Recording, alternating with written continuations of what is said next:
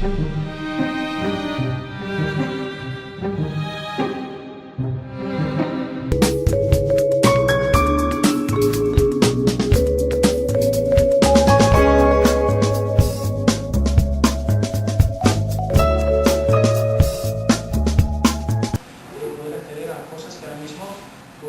puedo hacer, pero no de manera demasiado cómoda. Puedo acceder al mundo de la hostelería para compartir información, introducir datos, hacer ticketing. Puedo acceder a todo el mundo sanitario, a expedientes, información de consultas de pacientes, etcétera, etcétera. Me abre una perspectiva absolutamente diferente.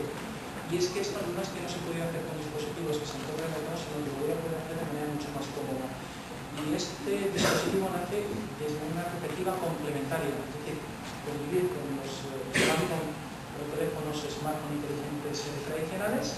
Y digo tradicionales porque esto va muchísimo más rápido de lo que lo podemos imaginar, y ahora en esta pequeña adolescencia donde están explotando los smartphones venimos con nuevas propuestas, y también complementarse con los netbook y notebook, aunque sí que es cierto que muchas de las cosas que puedo hacer con esos ordenadores las puedo hacer con la tableta.